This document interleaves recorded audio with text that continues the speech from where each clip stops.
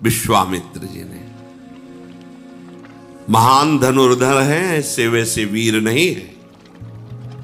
यशोबा हमारी ये कुछ नहीं विश्वामित्र जी के आगे। तप में देखो तो अद्वितीय, और अस्त्र विद्या में देखो तो अद्वितीय, और भाग्य तो ऐसा है कि जन्मे कुशिक वंश में और स्थिति प्राप्त की ब्रह्म ऋषि की।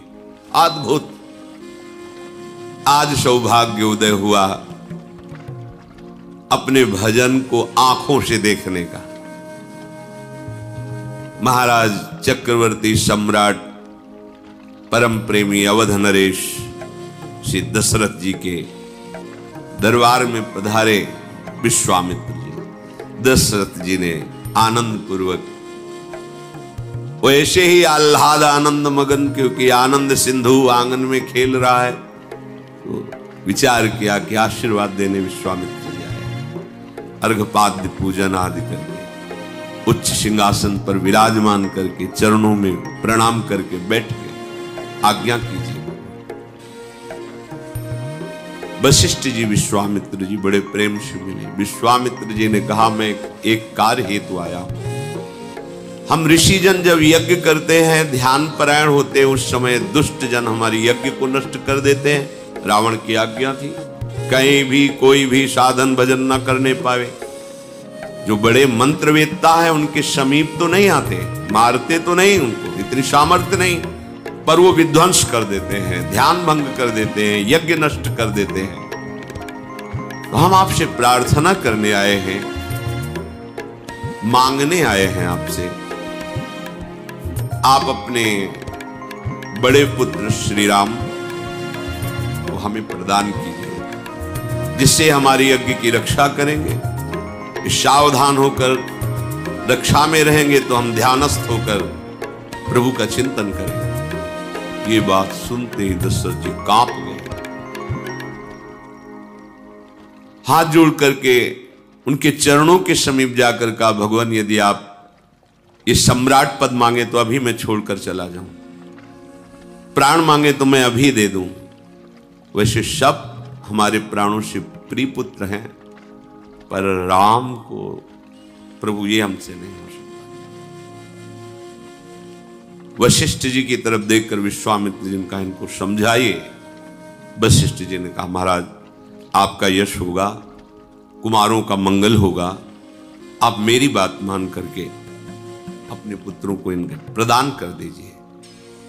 गुरु आज्ञा, देखो गुरु आज्ञा पर कोई प्रश्न नहीं होता। अब बोलने की कोई गुंजाइश नहीं, गुरुदेव ने कह दिया। राम लक्ष्मण को बुलाया। लक्ष्मण जी छाया की तरह भगवान के साथ रहते हैं। आपको विश्वामित्र जी ने अपनी यज्ञ रक्षा हेतु हमसे मांगा है, बहुत सावधानी पूर्वक रहना। और ऋषि से कहा कि विश्वामित्र जी से कि मानो आप हमारे प्राण लिए जा रहे हो भगवान, अगर जरा सा भी कुछ तो हमारे प्राण निकल जाएंगे।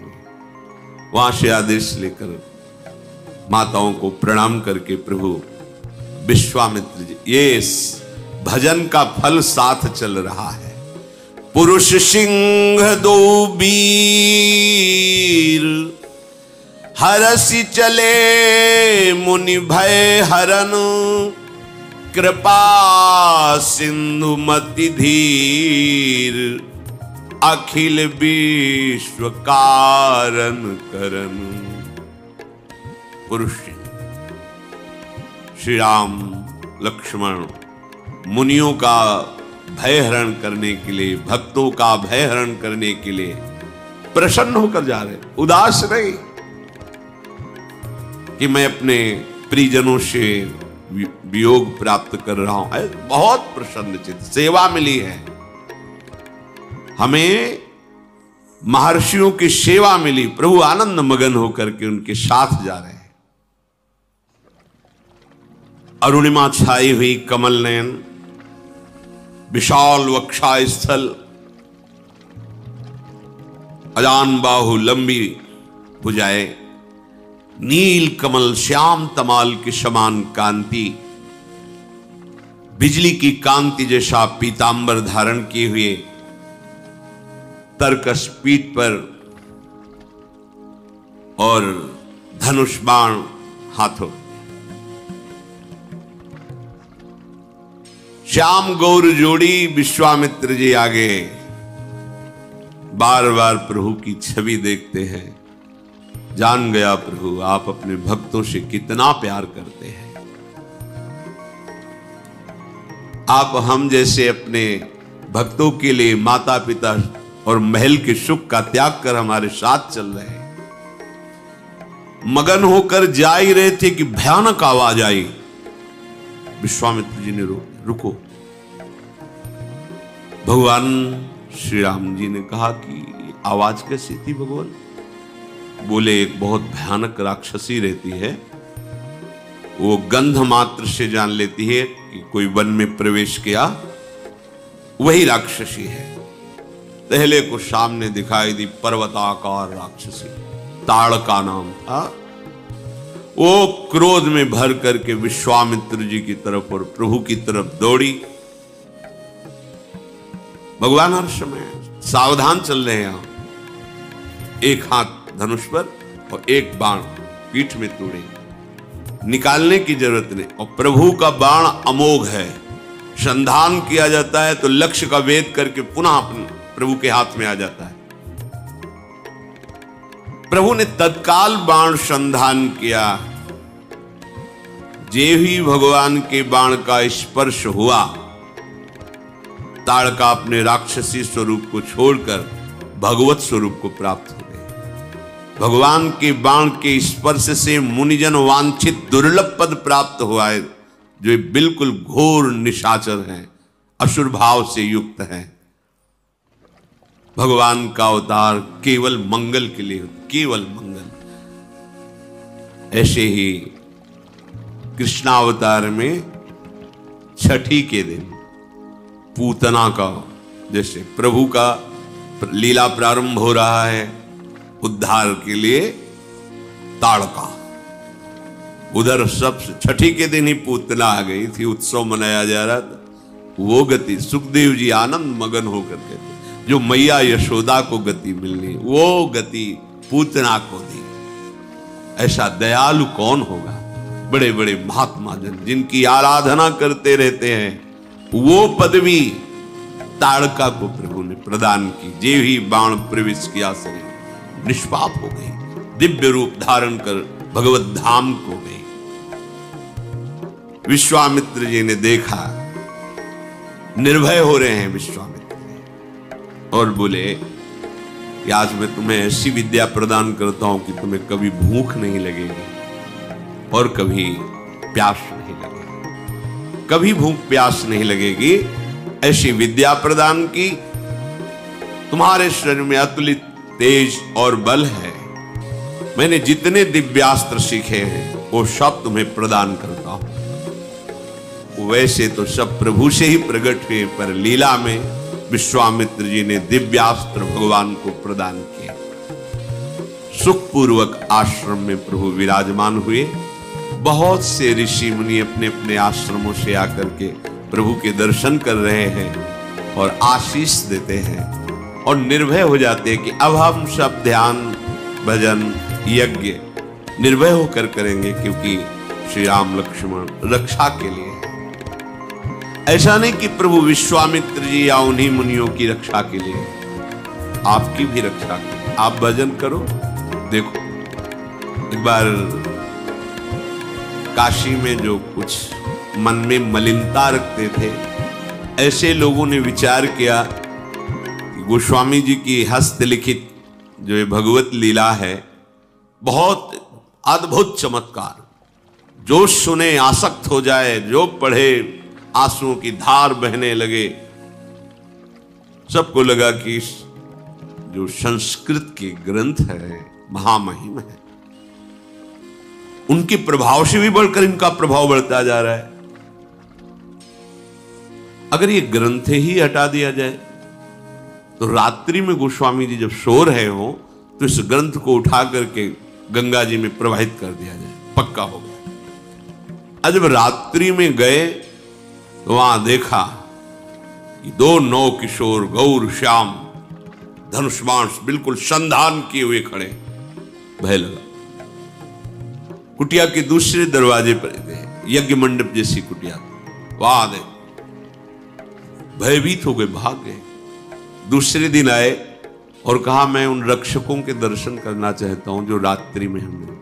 वो यहाँ कौन रक्षक, हम तो भगवान के दास हैं, यहाँ तो कोई रक्षा में नहीं हम रात्रि में। उन्होंने अपनी बात बताई, हम आए थे उस ग्रंथ को ऐसा, पर हमने देखा कि 2 नौ किशोर तेज राशि रक्षा। भगवान के वचन हैं, भगवान त्रिकाल सत्य बोलते हैं।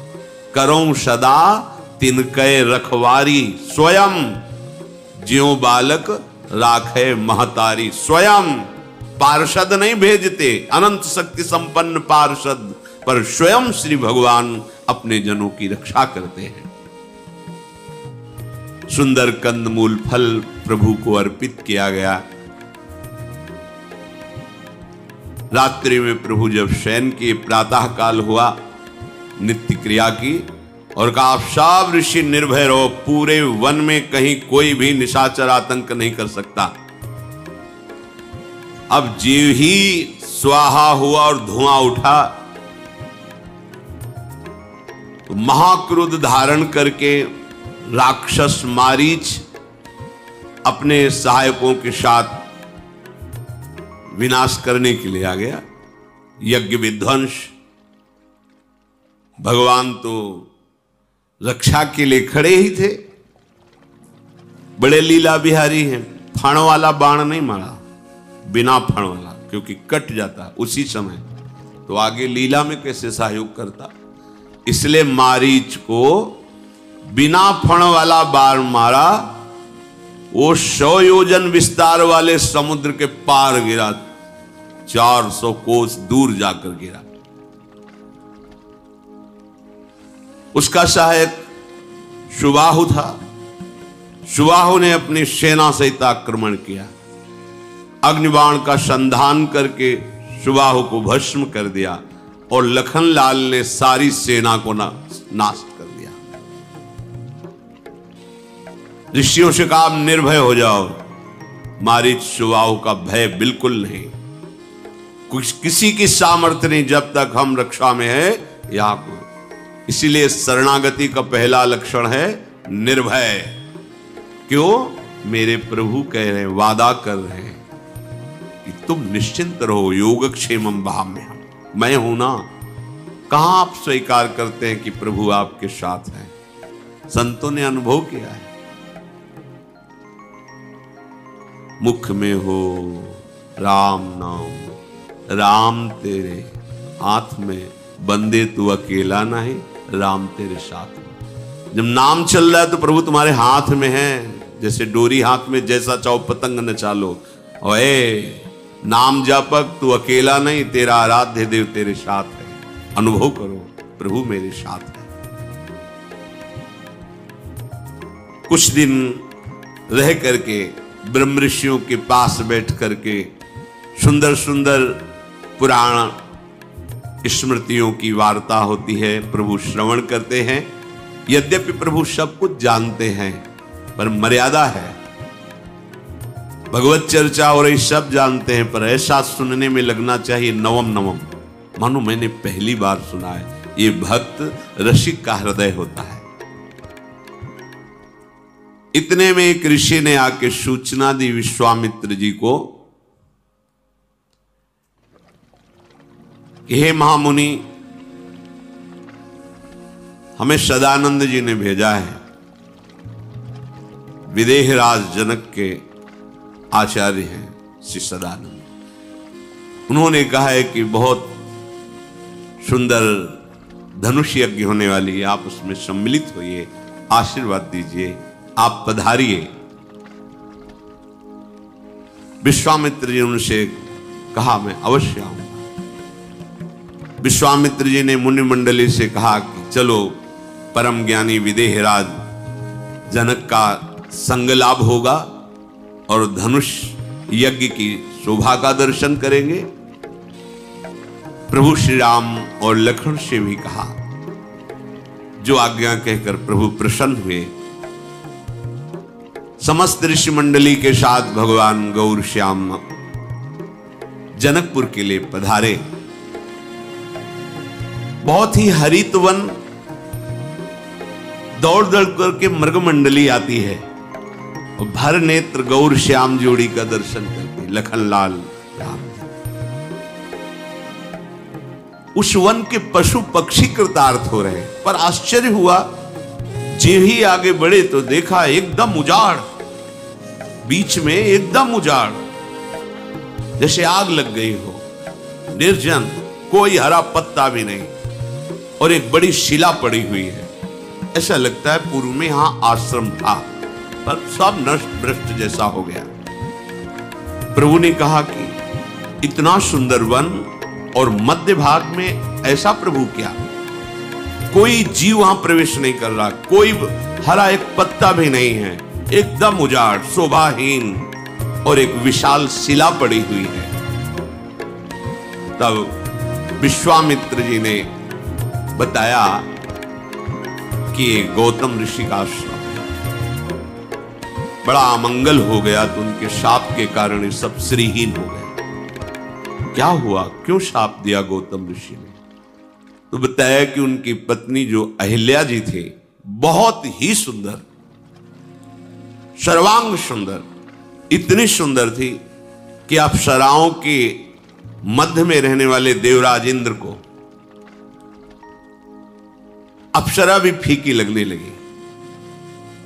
और स्वयं आकर मृत्युलोक में जब देखा अहिल्या जी को, तो उनका हृदय गलत भाव से युक्त हो गया, काम भाव से युक्त हो गया। अब इतनी सामर्थ्य नहीं थी कि ऋषि के होते हुए वो गलत भाव लेकर आश्रम में प्रवेश करें। सही भाव से होता तो उनका पूजन भी होता, आदर, कोई भी ऋषि हो, जैसे राजा पधारता है तो अर्घ आदि देना, ये शास्त्रीय सिद्धांत है। राजा के आने पर उसे भगवान को स्वरूप मानते हैं, ऐसी ऋषि परम, वो ऋषियों के चरणों में प्रणाम करते, वो उनका आदर करते। फिर वो तो देवराज है, पर मन में कलुषता है, कलमुषता है, सामने जा नहीं सकते, अवसर देख रहे। प्रातःकालीन ब्रह्म मुहूर्त में स्नान करने के लिए वो निकलते थे गौतम ऋषि। तो उसने अपनी माया से रात्रि में ही, उस समय कोई घड़ी देखने का तो था नहीं, मुर्गा आवाज दिया, मानो ब्रह्म मुहूर्त हो गया। मुर्गा की आवाज आई, उनको लगा कि ब्रह्म मुहूर्त हो गया, शायद ध्यानस्थ होने के कारण मुझे रात्रि का पता नहीं चला। और वो स्नान के लिए जे ही निकले तो गौतम ऋषि का रूप धारण करके देवराज इंद्र अहिल्या के समीप। अहिल्या जी ने कोई विचार ही नहीं किया, क्योंकि कोई शंका हो तो हो। इधर जब वहां जल के समीप गए तो वहां वरुण देवता के पार्षदों ने कहा कि आपके साथ छल किया गया है। इस समय तो मध्य रात्रि होने जा रही है, अभी आप ब्रह्म मुहूर्त का समय कैसे मान लिए? ये सब मायाकृत आवाज थी और आपके आश्रम में बड़ा ही छल भरा कार्य हुआ है और वो देवराज इंद्र कर रहा है। ऐसा सुनते कि इतनी ताकत, इतनी हिम्मत, हमारी कुटिया में अपवित्रता, सीधे मुड़े। वहां गए तो बड़ी शीघ्रता से भयवश निकल ही रहे थे देवराज। अब तो गौतम ऋषि के सामने गौतम ऋषि बने हुए देवराज, गौतम ऋषि का छल का त्याग कर तत्काल देवराज इंद्र के रूप में, तुम त्रिभुवनपति हो, तुम्हारा कार्य है पिता की तरह पूरे त्रिभुवन का पालन करना।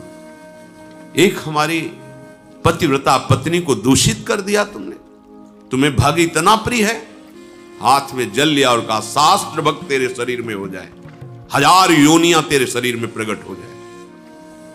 अब तो चरणों में गिर, महाराज मेरी रक्षा करो, मुझसे गलती हो गई, बहुत प्रकार से विनय की। तब कहा जब भगवान श्री राम प्रकट होंगे और जब तुम उनका दर्शन पाओगे तो यही सहस्त्र भग, सहस्त्र नेत्र बन जाएंगे। जाओ अंदर गए, देखा अहिल्या को और कहा कि तू पतिव्रता है, तुझे मेरे स्पर्श और देवराज के स्पर्श का भेद पता नहीं चला? पत्थर की तरह तू उस समय उपस्थित रही, तुझे अपने पातिव्रत धर्म से यह पता नहीं चला कि तेरा स्पर्श कौन कर रहा है? भले भेष बदले था तो तुझे स्पर्श का पता नहीं चला? जल जा, तू पाषाण हो जा। पाषाण होते हुए प्रार्थना की कि भगवान मैंने तो सिर्फ आपको ही देखा था, मैं समझी आप कृपा करो, मेरा यद्यपि मैं अपावन हो चुकी हूं पर मेरा इसमें दोष नहीं था। विनय की तो उनका जब भगवान श्री राम अपने श्री चरण से स्पर्श कर देंगे तब तुम अपने स्वरूप को प्राप्त हो जाओगी। और संपूर्ण प्रकृति को साप दिया उस आश्रम की, तुम सब यहां चेतन हो, मेरे तप से सुरक्षित हो, किसी ने मुझे संकेत नहीं किया, तब उजाड़ हो गए। उसी समय जैसे आग लग जाए ऐसे सब चेतनाहीन हो गए। विश्वामित्र जी ने कहा प्रभु ये आपके चरण स्पर्श की लालसा से अहिल्या जी शिला बनी हुई पड़ी है, आप कृपा करो। गौतम नारी श्राप बश उपल देह धरि धीर, चरण कमल रज चाहती, कृपा करहु रघुबीर। हे रघुनंदन, आप अपने श्री चरणों से शिला का स्पर्श करो। विश्वामित्र जी की ऐसी आज्ञा हुई। भगवान ने करुणा करके अपना चरण बढ़ाया, जे ही स्पर्श किया परशत पद पावन, शोक नशावन, प्रगट भई तप पुंज सही, देखत रघुनायक जन सुखदायक, सन्मुख होई कर जोरी रही, अति प्रेम अधीरा पुलक शरीरा, मुख नहीं आवे बचन कही, अतिशय बड़ भागी चरणनि लागी, युगल नयन जलधार बही। जो ही प्रभु के पावन श्री चरणारविंद का स्पर्श हुआ, वो जो एक शिला पड़े, तत्काल दिव्य तेजोमयी रूप धारण किए हुए अहिल्या जी प्रकट हो गए। हाथ जोड़ा, हे अपने शरणागतों की रक्षा करने वाले, भक्तों को सुख देने वाले प्रभु। आंखों से अश्रु चल रहे, रोमांच हो रहा है, प्रेम की अधीरता बढ़ रही। आपने अमोघ कृपा की और चरणों में गिर पड़े। प्रभु के बार बार चरण स्पर्श कर रहे। दोनों नेत्रों से जो अश्रु बिंदु है, मानो अपने अश्रु बिंदु से अहिल्या प्रभु के चरणों को पखार रहे हैं। फिर धैर्य धारण किया, धीरज मन कीन्हा, प्रभु कहूं चीन्हा, रघुपति कृपा भगति पाई,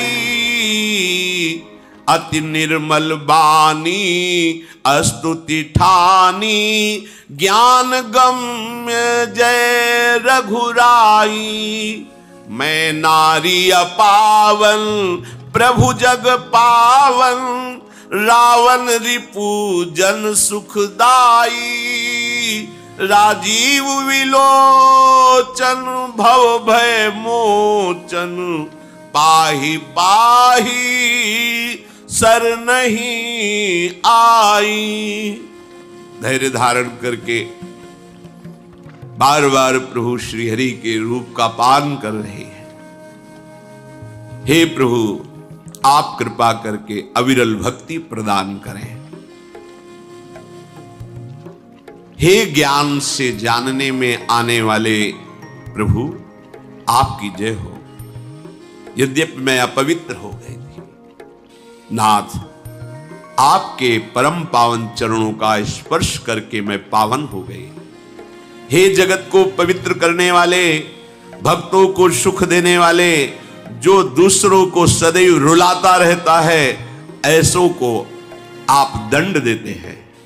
हे कमल नयन, हे संसार के भय से छुड़ाने वाले, जन्म मृत्यु से मुक्त करने वाले, मैं आपकी शरण में आई हूं। त्राहि माम त्राहि माम।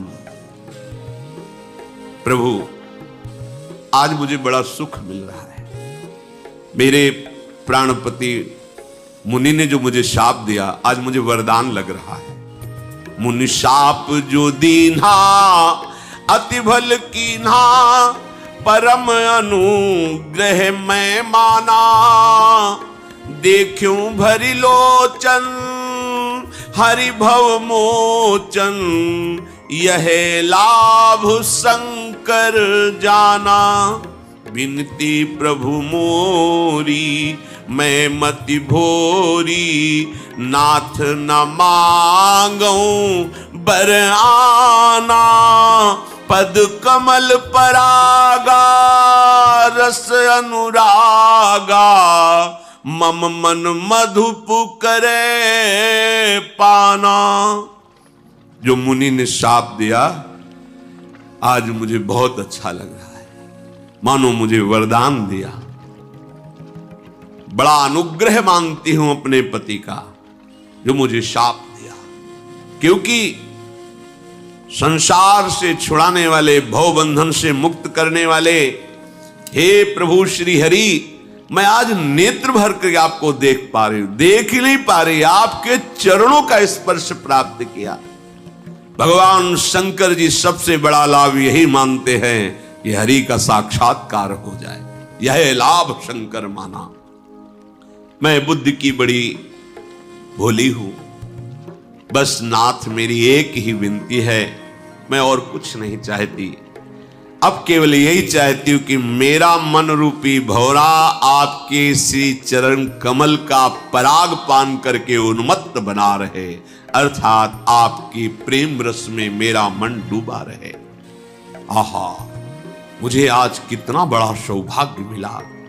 जेहि पद सुर शरीता परम पुनीता, प्रगट भई शिव शीस धरी।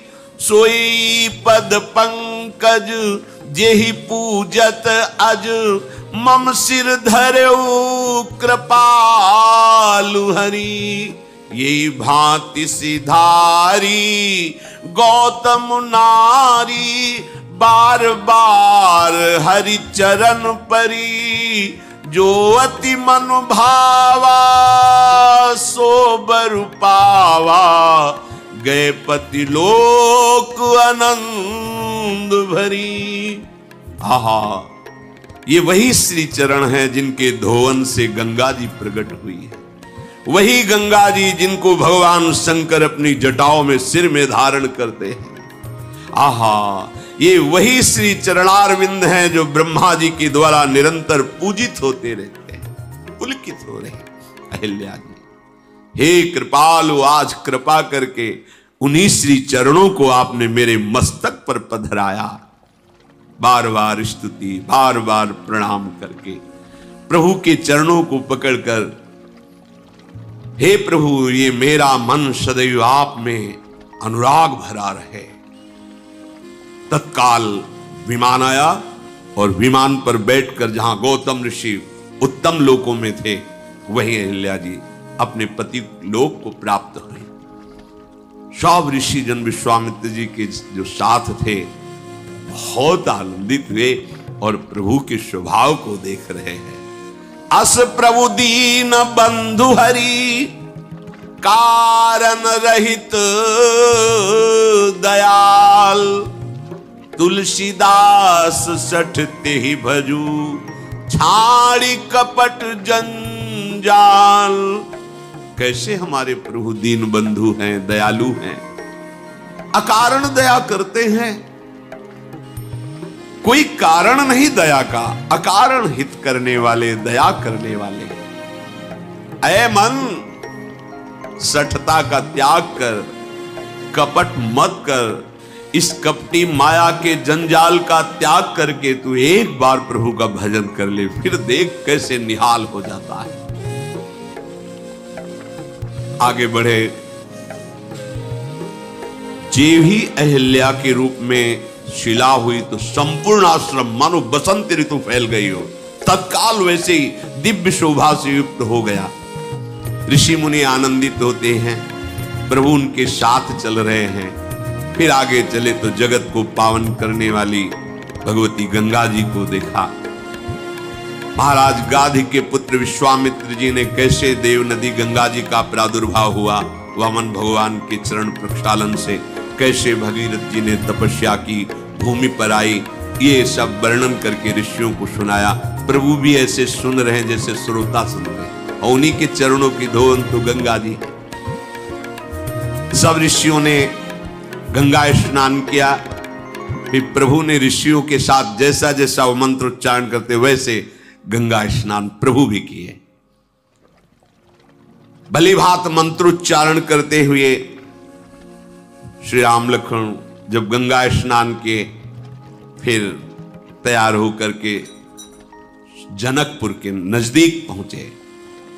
दूर से ही जनकपुर आनंद प्रदान कर रहा है, क्योंकि ज्ञानियों के परम गुरु जनक जी महाराज श्री सुखदेव जी जैसे महापुरुष के गुरु हैं। अद्भुत शोभा जनकपुरी की है, क्योंकि शोभा समुद्र श्री सियाजू विराजमान है। प्रभु जनकपुरी को देखते ही आनंदित हो गए। ऐसा लग रहा है कोई पुराना संबंध है इस नगर से। बड़ी सुंदर झीलें, सरोवर, अमृत के समान उनका जल है। रंग बिरंगे कमल खिले हुए, मणियों की सीढ़ियां बनी हुई, भौरे मकरंद रस का पान करके गुंजार कर रहे हैं, पक्षी मधुर कलरव कर रहे हैं, रंग रंग के कमल खिल रहे हैं, शीतल मंद सुगंध वायु बह रही है। बड़ी सुंदर सुंदर पुष्प वाटिकाएं दिखाई दे रही नगर के बाहर, जहां अद्भुत रंग बिरंगे पक्षी हैं। सुंदर पत्तों और फूलों से लदे हुए ऐसे वृक्ष दिखाई दे रहे जैसे हाथ से श्रृंगारित किया गया। नगर की सुंदरता का तो वर्णन करते ही नहीं बनता, जिधर देखो उधर मन लुभा जाता है। श्री जनक जी का महल सर्वोच्च, ऐश्वर्य झलक रहा है दूर से ही। विश्वामित्र जी, वो जनक जी का ऐसे समस्त सेवकों के बड़े बड़े महल हैं। ऐसा लगता है समस्त लोकों की शोभा जनकपुरी में विराजमान है। कृपा के धाम प्रभु श्री राम विश्वामित्र जी दूर से दिखाए। एक सुंदर नगर के समीप ही बड़ा सुहावना सरोवर और बगीचा। विश्वामित्र जी ने कहा, हमें लगता है यहीं विश्राम करना चाहिए। प्रभु ने कहा, प्रभु जैसी आपकी आज्ञा। इतने में जनक जी को सूचना दी गई कि महामुनि परम ज्ञानी महान तपस्वी विश्वामित्र जी ऋषियों के साथ जनकपुर के नजदीक बगीचे पर विश्राम कर रहे हैं। तत्काल जनक जी अपने प्रधान ज्ञानी सचिवों को साथ लेकर, कुछ ऋषियों को साथ लेकर के स्वागत के लिए विश्वामित्र जी के लिए चले। संग सचिव सुचि भूरि भट भूसुर बर गुर ज्ञाति, चले मिलन मुनि नाय कहीं मुदित राव यही भांति। पूरा परिकर जनकपुर से आ रहा है। विशिष्ट विशिष्ट ऋषि, सचिव और श्री जनक जी महाराज। दूर से ही देखा अद्भुत शोभा से युक्त विश्वामित्र जी, दूर से ही साष्टांग प्रणाम किया, जमीन पर मस्तक रख करके प्रणाम किया। प्रणाम की ये विशेषता है। जरूरी नहीं कि आप चरण स्पर्श करें जाकर, अलग अलग संतों के नियम भी होते हैं। कुछ लोग ऐसा समझते हैं कि ये अपने को बड़ा पवित्र समझते, चरण नहीं छुआते। एक तो कुछ संतों के नियम होते हैं, गुरुजनों ने आदेश किया है। दूसरी बात ये होती है सूक्ष्मता की बात, कि हर समय पवित्र स्थिति में मंत्र जाप करने का आदेश दिया गया है, पवित्र स्थिति में सेवा करने। अब आप कैसी पवित्रता का निर्वाह करते हैं? और वो कैसी पवित्रता का, तो अपराध बनने की भी संभावना है। इसलिए छूना तो यदि वो आदेश कर दे तो बात अलग है, नहीं दूरी ही ते देखे दो। और साष्टांग लकुट पर्यो भूतल पर्यो लकुट किनाई, साष्टांग पंचांग जैसा उनकी हमें कृपा चाहिए। जरूरी थोड़ी कि छूने से कोई बात बनेगी। आप अपवित्र हैं और आपने छू लिया, अब वो श्री जी की सेवा में जाएंगे, अब इस बात का आपको अपराध लगेगा, आपको पता नहीं। तो नहीं, उसके भाव देखो ना, वो छूना चाहता है, उसके भाव देखो ना। जीवन भर जिस मार्ग में चला है, उस आराध्य देव की आराधना के लिए कितना संयम, कितनी पवित्रता का निर्वाह कर रहा है। तुम्हारे भाव देखने के लिए थोड़ी बना है। वो भाव प्राप्त करके भाववश भगवान को वशीभूत करना चाहता है, जिससे तुम्हारा भी मंगल होगा, जगत का मंगल होगा। पर अज्ञानी जन दूर से ही जनक जी परम ज्ञानी हैं, साष्टांग दंडोत किया विश्वामित्र जी को। मुनियों के स्वामी विश्वामित्र जी ने बहुत प्रसन्न होकर के आशीष दी। ऋषि मंडली ने फिर विश्वामित्र जी को प्रणाम किया। विश्वामित्र जी हाथ जोड़ कर कहे, अहो आज आपके दर्शन हुए ज्ञान श्रोमणी जनक जी, बड़ा आनंद मिल रहा है। जनक जी ने कहा, महाराज भाग्य तो हमारे जो आप पधारे, अहो भाग्य अपना माना आप इसलिए। मृदु वचन से कुशल प्रश्न हुआ, जनक जी को आसन दिया गया, बैठा ले गए। उसी समय कुछ फुलवाड़ी पुष्प लेकर के राम और लक्ष्मण जी पधारे। जनक जी के नेत्र भगवान श्री राम के मुखारविंद पर गए। ऐसी स्थिति जनक जी की हर समय रहती है ब्रह्माकार, कि ब्रह्मा के रचे हुए सृष्टि का कोई भी शब्द, स्पर्श, रूप, रस, गंध उनकी चित्त को अपहरण नहीं कर सकता। श्याम गौर मृदु वयस किशोरा, लोचन सुखद विश्वचित चोरा।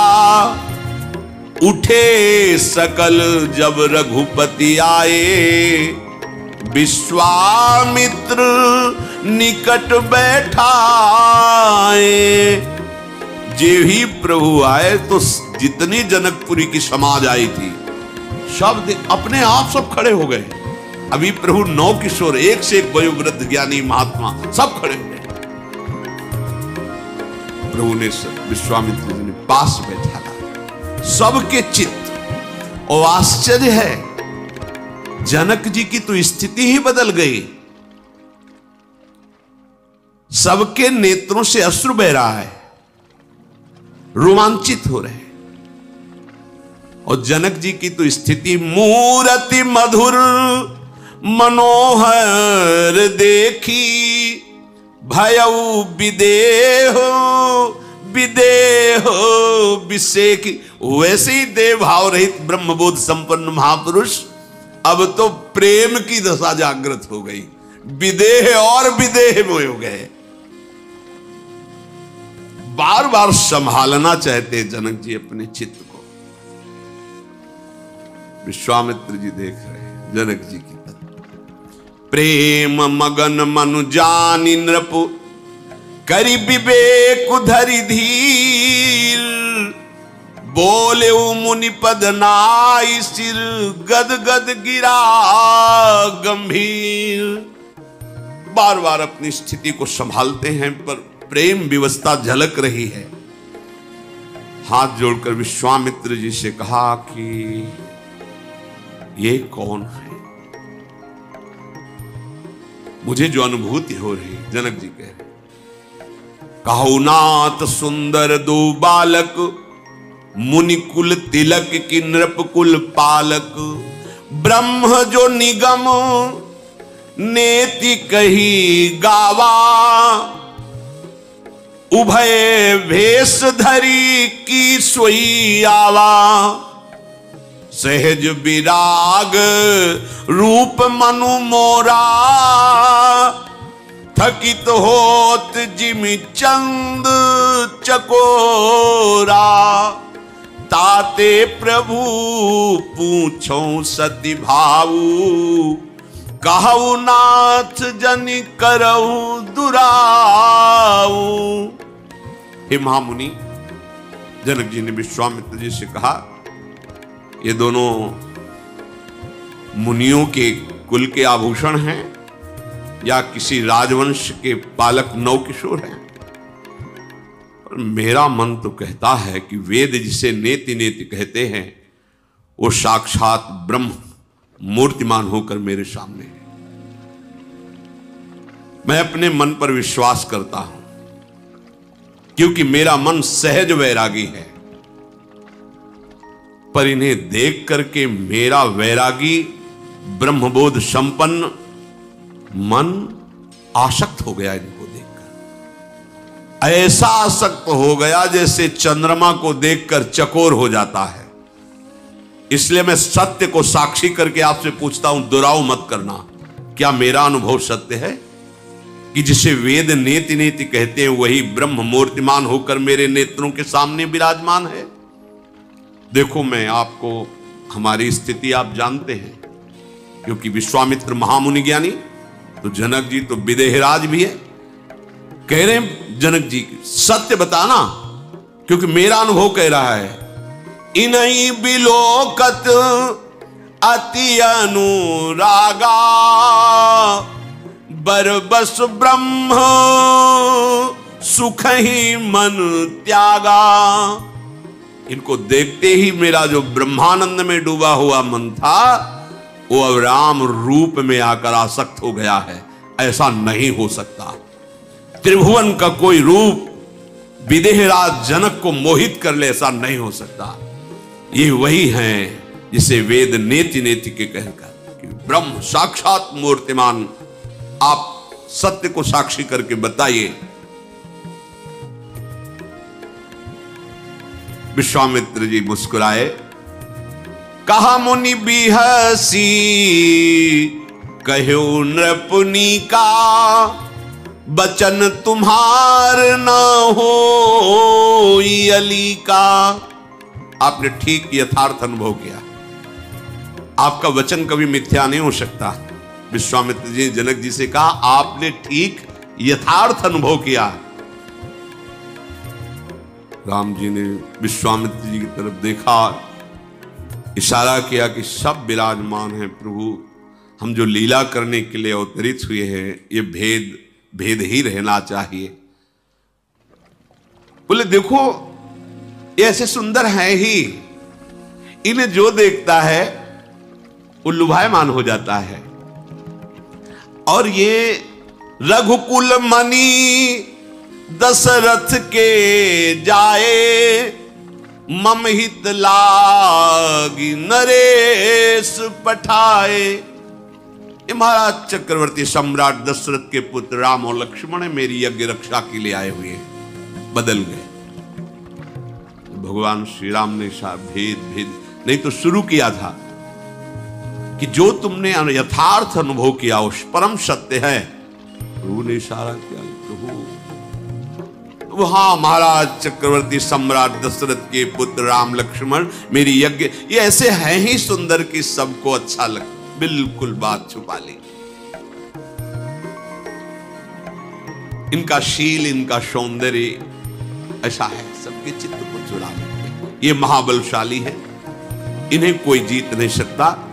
ये मेरी यज्ञ रक्षा के हेतु आए हैं। राजा ने कहा, जनक जी ने, मैं समझ,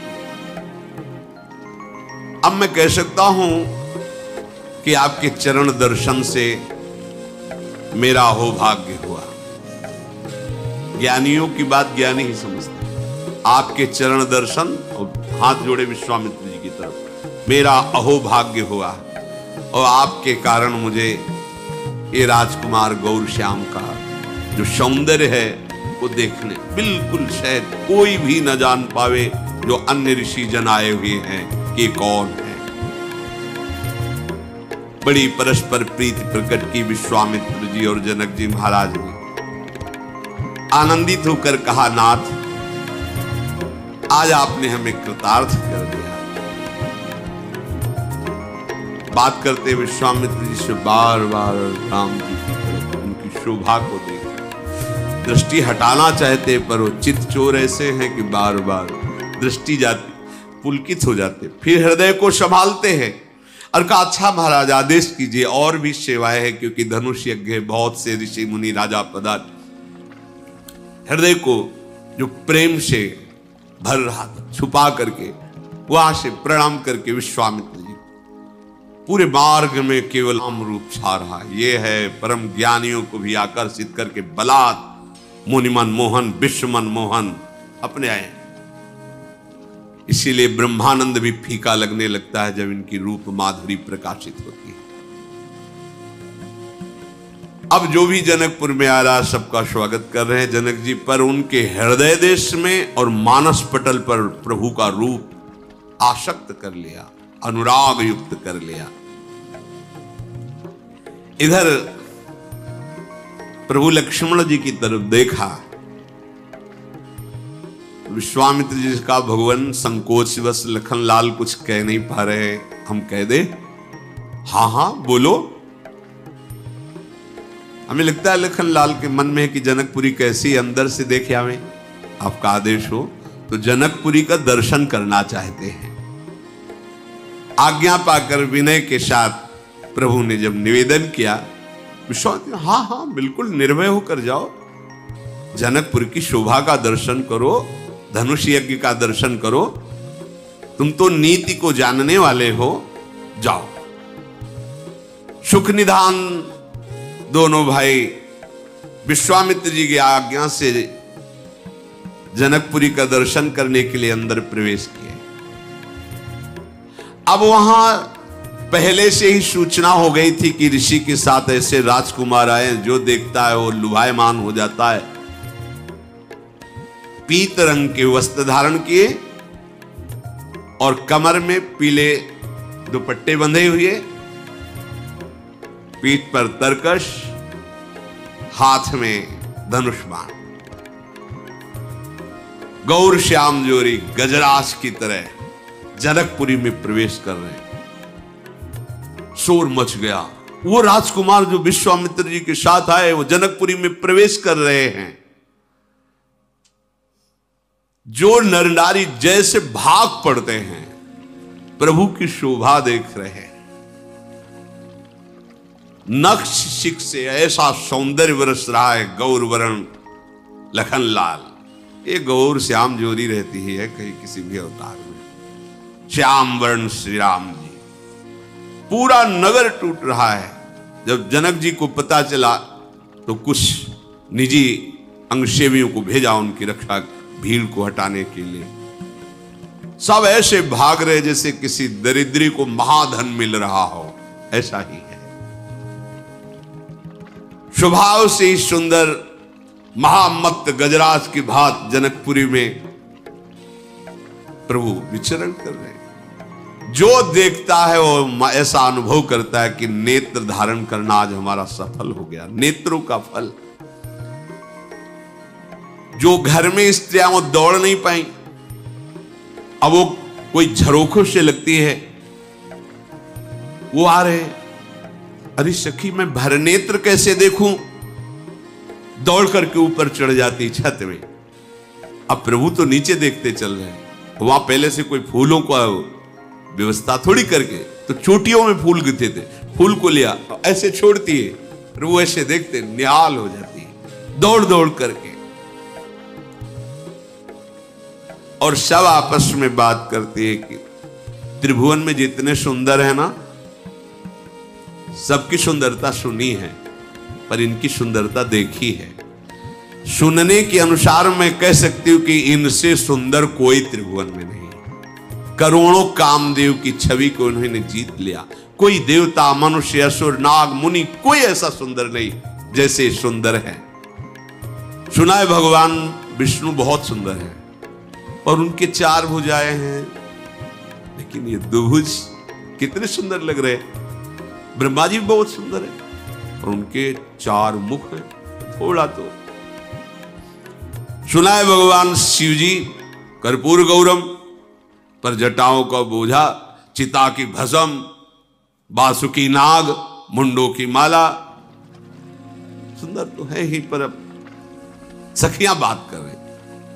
और भी बहुत से सुंदर देवताओं को देखा है, पर सखी सांवरे और गोरे किशोर को देखने के बाद मेरा मन कहता है कि त्रिभुवन में कोई इनके जैसा सुंदर नहीं।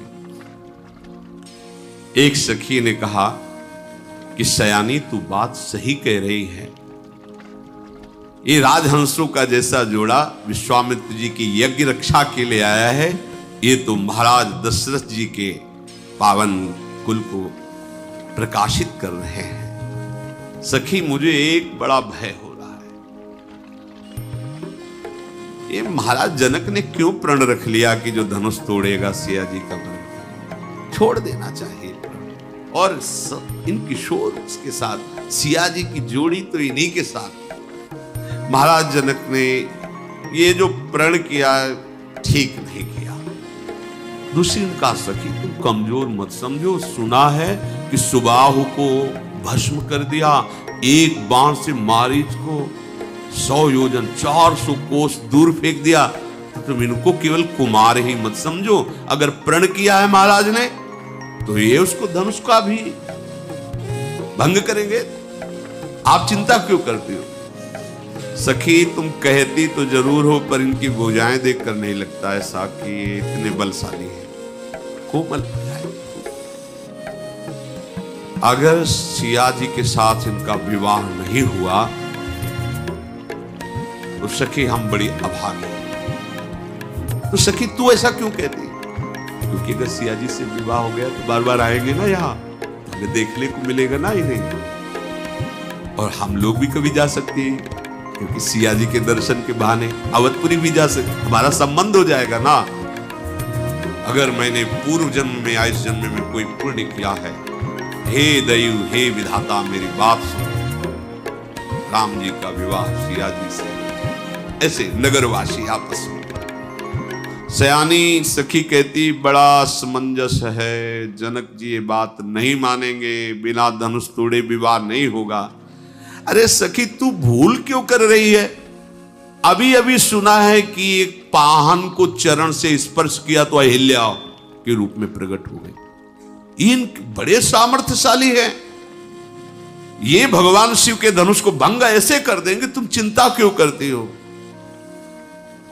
नहीं सखी, हमारी जो सखी सियाजू है ना, इतनी सुंदर है तो उनको दूल्हा भी इतना सुंदर मिलना चाहिए। बस हम तो इस बात से घबरा रही है। स्त्री आपस में ऐसी बात कर रही, भगवान आगे बढ़े। कुछ जनकपुरी के नवकिशोर बालक दौड़ दौड़ करके आते हैं और प्रभु को छूने के आपस में देख, ये बहुत सुखद है, बहुत सुखद, ऐसे दौड़ दौड़ के, और कहते हम आपको दिखाने चले, धनुष जा रखा है, यज्ञशाला बनी। प्रभु कहते हाँ हाँ, आप तो ऐसे दसियों नवकिशोर बालक दौड़ दौड़, देखो प्रभु यहाँ ऐसा, प्रभु ऐसे, प्रभु देख रहे, बड़ाई कर रहे। सब शिशु यही मिश्र प्रेम बस परस मनोहर गात, देखो देखो ऐसे छूते आनंद मगन। ये सब महान भजनानंदी है जो शिशु रूप में है, भगवान का स्पर्श प्राप्त कर रहे हैं। तन पुल कही अति हरस ही देख देख दो घात। और प्रभु बालकों को भी ऐसे, हाँ अच्छा आप क्या दिखाना चाहते हैं, हम चलो वो दिखा रहे, और ये दिखा, ऐसे सब दौड़ दौड़ के प्रभु को अपनी अपनी तरफ बुला रहे, और प्रभु जो बुला रहा है उसके साथ चले। हाँ बहुत सुंदर, जनकपुरी की शोभा का तो क्या कहना। अरे जिनके पलक झपकते अनंत ब्रह्मांड रच जाते हैं, उन प्रभु के लिए कोई शोभा देखने वाली है क्या? पर प्रभु उन बालकों की प्रशंसा करते हैं, आश्चर्यचकित होकर जो मंच बना है उसको देख रहे हैं, जहां पर धनुष विराजमान है। प्रेम विनय भगवान की दृष्टि में और चेष्टा में, जो भी बड़ा बुजुर्ग जैसे प्रेम से भगवान सबसे मिलते हुए जा रहे हैं। संध्या का समय, तत्काल प्रभु वापस हुए, स्नान आदि करके संध्या वंदन किया, और जब विश्वामित्र जी शयन करने लगे तो राम लक्ष्मण जी अपने गुरु के चरण दबा रहे हैं। मुनिवर शयन की न तब जाई, लगे चरण चापन दो भाई। गुरुदेव शयन कर रहे, विश्वामित्र जी के चरण चाप रहे हैं। देयम सदा परिभोग्नम अभीष्ट दोहम तीर्थास्पदम श्री विरंचिन्नुतम शरण्यम। वो प्रभु अपने कर कमल से अपने महान भक्त विश्वामित्र जी के चरण दाव रहे हैं। जिनके चरण सरोरुह लागी, करत विविधि जप जोग विरागी। तेई दो बंधु प्रेम जन जीते, गुरुपद कमल पलोटत प्रीते। अरे जिनके चरणों के दर्शन के लिए वैराग्य धारण करके महान तपस्या और भजन के द्वारा जिनकी आराधना करते हैं, वही मूर्तिमान प्रभु प्रेम पूर्वक अपने गुरु जी के चरण दबा रहे हैं। फिर गुरुदेव ने आज्ञा करी, जाओ शयन करो। तो जब प्रभु श्री राम जी शयन कर रहे हैं तो लक्ष्मण जी उनके चरण दबा रहे हैं। चापत चरण लखन उर लाए, सभय सप्रेम परम सचुपाए। फिर प्रभु ने कहा, तात आप भी शयन करो। तो श्री राम जी के चरणों को हृदय में रखकर लखनलाल शयन कर रहे। रात बीती, प्रातः काल हुआ। सबसे पहले लक्ष्मण जी जगे। सेवक धर्म बहुत विचित्र धर्म है। सेवक सुख चाह नहीं, सेवक अपना सुख कभी नहीं करता। लक्ष्मण जी सबसे पहले उठे लखन निश विगत सुनी, अरुण शिखा धुनि कान। गुरु ते पहले जगतपति, जागे राम सुजान। सबसे पहले लक्ष्मण जी उठे, फिर अपने गुरुदेव से पहले श्री राम जी उठे, फिर विश्वामित्र। समस्त दिनचर्या की युगल किशोरों ने और पवित्र कर फिर मुनियों को मस्तक, सब ऋषियों को प्रणाम किया। फिर आज्ञा भई, प्रातःकालीन देव अर्चना के लिए पुष्प लाइए। दोनों युगल किशोर राम लखन जनक जी की पुष्प वाटिका देखते ही मन लुभा जाए। लताएं वृक्षों का आलिंगन की झूम झूम करके पुष्प ऐसे नवीन पल्लव, मानो हर वृक्ष हर लता राम जी को बुला रही, हमसे पुष्प लो आकर, हमें कृतार्थ करो आकर के। कोयल पपीहा मोर चकोर तोता ये मीठी बोली बोल रहे, मानो प्रभु को यश गान करके सुना रहे हैं। और जैसे जैसे प्रभु बढ़ते हैं, मयूर आकर नृत्य करते हैं। चातक कोकिल कीर चकोरा, पूजत बिहग नटत कल मोरा। मोर नृत्य करे, प्रभु पधारे हैं। उस बीच पुष्प वाटिका में बड़ा ही मनोहर सरोवर है। सुंदर सीढ़ियां, मणियों से जटित जल, एकदम स्वादिष्ट निर्मल, रंग बिरंगे कमल खिले, पक्षी जल पक्षी कलरव कर रहे, भ्रमर गुंजार कर रहे। प्रभु को बड़ा सुख मिल रहा है। पुष्प लेने के पहले चारों तरफ दृष्टि डाली तो देखा वहां जनकपुर की उस पुष्प वाटिका की सेवा करने वाले माली जन प्रभु उनके पास गए और कहा, हमें अपने गुरुदेव की पूजा के लिए कुछ पुष्प चाहिए, मैं ले सकता हूं? उन्होंने अनुमति।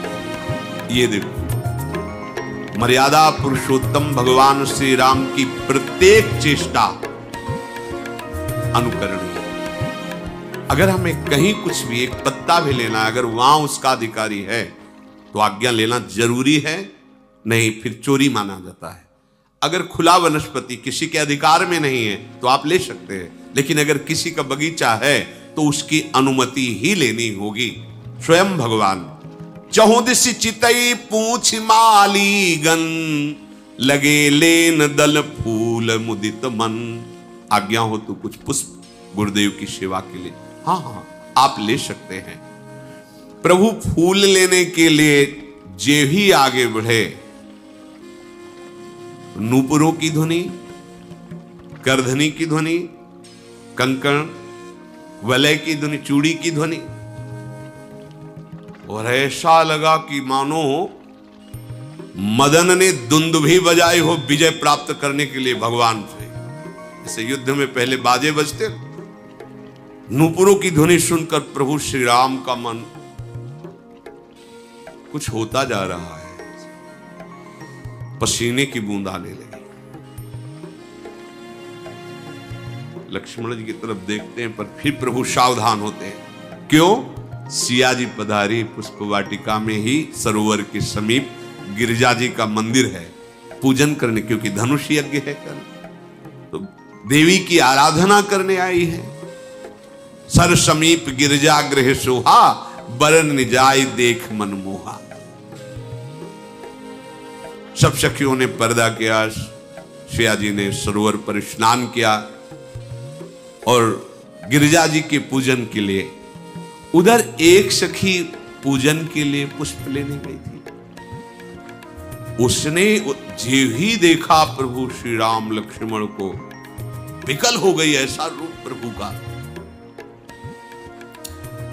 अब वो बार बार कैसे चलूं, कैसे नेत्र हटाऊं इनसे, पर पूजन के लिए सिया जी को पुष्प पहुंचाना है। बहुत हिम्मत करके, आंसू बह रहे हैं, रोमांच है, शिथिल एकदम, कहां कदम पड़ रहा है, कोई सुधी नहीं। सिया जी ने दृष्टि डाली उस सखी के ऊपर, कहा सखी ये क्या? तासु दशा देखी सखिन पुलक गात जलु नैन, कहु कारण निज हरस कर पूछहि सब मृदु बैन। ये तुम्हारी दशा कैसे हो गई सखी? तुम्हारी आंखों से अश्रु बह रहे, रोमांच हो रहा है, तुम देह भाव विस्मृत किए हो, ये क्या? इतना आनंद तुम्हें कैसे मिल गया? उसने कहा कि जब आज्ञा से पुष्प वाटिका में पुष्प लेने गई तो मैंने रूप देखा है, आंसू की धार। श्याम गौर किमि कहों बखानी, गिरा अनयन नयन बिनु बानी। ऐसा रूप देखा है कि जिसने देखा उसके वाणी नहीं कि बोल पावे। नेत्र ने देखा उसको, और वाणी जो बोल रही उसने देखा नहीं, तो वर्णन कैसे? बस इतना कहती हूं कि देखने योग्य है, देखना चाहिए। सुनि हर्षी सब सखी सयानी, सिय ही अति उत्कंठा जानी। एक कहे नृप सुत ते आली, सुने जे मुनि संग आए काली। सिया जी के हृदय में एक अलौकिक आकर्षण, तो हम भी देखे थे उस रूप को। हाँ, हमने सुना है विश्वामित्र जी के साथ 2 राजकुमार आए हैं, शायद वही होंगे। चलो चलते हैं देखने के लिए। जिन्होंने पूरे नगर को मोहित कर लिया है वही पुष्प वाटिका में आए होंगे। बरनत छवि जहां तहां सब लोगू, अवश्य देखिए देखन जोगू। चलो चलो, वो देखने योग्य। जैसे जैसे सियाजू चरण आगे बढ़ा रहे हैं, हृदय में कुछ घबराहट सी हो रही है, एक प्रेम की होती है, एक व्याकुलता पैदा हो रही है। तासु बचन यति सियहि सुहाने, दरसि लाग लोचन ललचाने। चली अग्र करी पिय सखी सोई, प्रीति पुरातन लखै न कोई। बार बार हृदय में उमगन है कि आज अपने प्रीतम को पहली बार देखूंगी। इस प्राकट्य उत्सव में जो सिया के रूप में प्रकट हुई, आज पहली बार देखूंगी। जो नारद जी ने हमें सुनाया था कर कि ऐसे दशरथ भवन में ऐसे प्रभु, आज मैं अपने प्रभु के रूप को देखूंगी। चकित हो रही, बार बार नित्य चंचल, और उस सखी से इशारे से किधर किधर। प्रभु लक्ष्मण से जी से कहते हैं कि ऐसा लग रहा है कि हमको चैलेंज दे रहा है कामदेव। ये मदन ऐसा लग रहा है कि वो धुंध भी बजा करके मुझे परास्त करने की कोशिश कर रहा है। अचानक दृष्टि पड़ी तो अस कही फिर चितए ते ही ओरा, सिय मुख शशि भय नयन चकोरा। प्रिया प्रीतम, प्रिया सिया जी, प्रीतम राम, वो भी देख रहे किधर किधर, अचानक दृष्टि राम जी और सीता। भय विलोचन चारु अचंचल मनो सकुच निमित जे दिगंचल। अंचल चलना बंद हो गया, एकटक रूप माधुरी का युगल पान कर सीता जी के रूप को देख करके प्रभु की जो हृदय में प्रेम, महान प्रेम समुद्र प्रभु, बस ऐसे लंबी सांस खींचते हैं, शांत हो जाते हैं, कोई वचन नहीं निकल रहा। फिर लक्ष्मण जी से कहते, लक्ष्मण ऐसा लगता है कि सुंदरता जिनके अंश से सुंदर होती है, वो सुंदर साक्षात मूर्तिमान होकर हमारे सामने, मैं किससे इनकी उपमा दूं? सब उपमाएं फीकी लगती हैं। प्रभु सियाजू के मुखचंद, सियाजू प्रभु के मुखचंद, और अपने शब्द दोनों की जय जयकार। देखते रहो कल फिर आगे चल। श्री राधा वल्लभ।